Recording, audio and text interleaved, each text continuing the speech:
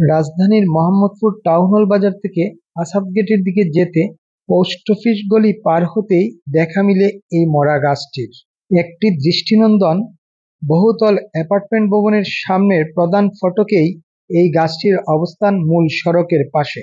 আপনারা দেখতেই পাচ্ছেন, এই ভরা বর্ষা মৌসুমেও গাছটিতে কোনো সবুজের ছোঁয়া নেই।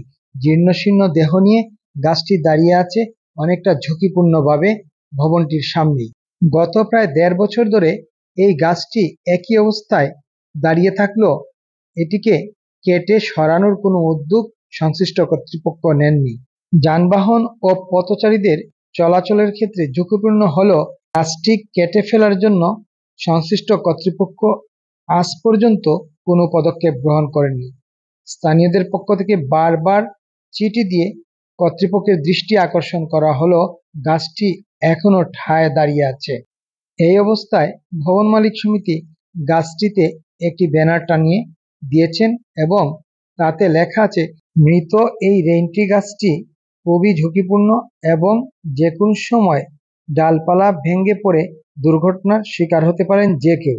তাই এই গাছের নিচ দিয়ে চলাচলকারী সবাইকে সতর্কভাবে চলাচল করার কথা উল্লেখ করা হয় এই নোটিশে। স্থানীয়রা জানান, এই গাছ থেকে ইতিমধ্যে ডাল পড়ে যানবাহন ক্ষতিগ্রস্ত হয়েছে। ভবনের পাশেই স্কুল রয়েছে এবং এই আশপাশে অনেকগুলো স্কুল থাকার প্রেক্ষিতে শিক্ষার্থী এবং সাধারণ মানুষ এই গাছের পাশ দিয়ে যাতায়াত করেন ফুটপাত ধরে। অথচ ঝুঁকিপূর্ণ এই গাছটি আজ পর্যন্ত কেটে ফেলার কোনো উদ্যোগ নেওয়া হয়নি। স্থানীয়রা জানান, ভবন মালিকদের পক্ষ থেকে বারবার সিটি কর্পোরেশনকে চিঠি দেওয়া হলেও আমলাতান্ত্রিক জটিলতার কারণে মৃত এই গাছটি কেটে ফেলার উদ্যোগ নিতে বিলম্ব হচ্ছে। মৃত এই গাছটি অপসারণের ক্ষেত্রে বিলম্বের কারণে যে কোনো সময় বড় দুর্ঘটনার আশঙ্কা করছেন স্থানীয়রা। গাছটি কেটে ফেলার ক্ষেত্রে বিলম্বের কারণ জানতে চাইলে শেলটেক কাজী মোশাররফ টাওয়ারের ম্যানেজার মুস্তাফিজুর রহমান বলছিলেন, এই গাছটি কতদিন ধরে এই গাছটি কতদিন ধরে মৃত আসলে এই সাইনবোর্ডটা কতদিন ধরে ঝুলানো হয়?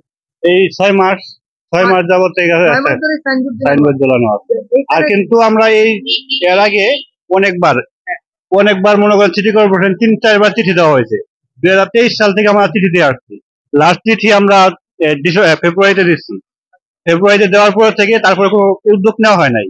কিন্তু তারপরে আমাদের এখানে একটা স্যার আছে, স্যারের এখান থেকে পুনর্বারকে অনেক চেষ্টা করছে। এখন লোক আসতেছে যে কন্ট্রাক্ট কাটার জন্য।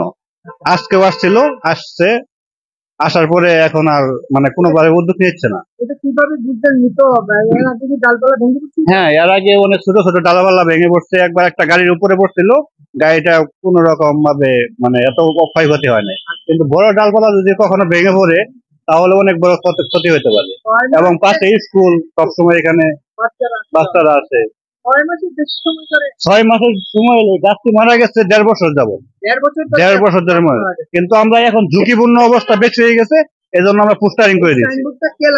আমরা আমাদের এখানে কমিটি লাগাইছে, শেলটেক কমিটি। জি, কমিটি আছে। আমার নাম মুস্তাফিজুর রহমান, বিল্ডিং এর ম্যানেজার হিসেবে আছি। জি, দুর্ঘটনা ঘটলে তো দায় এবারে আমরা যদি নিজেরা যদি কাটতে পারতাম, আমাদের যদি শেলটেকে, তাহলে সরকার বাজেট কেস হয়ে যাবে। এজন্য আমরা কাটতেছি না।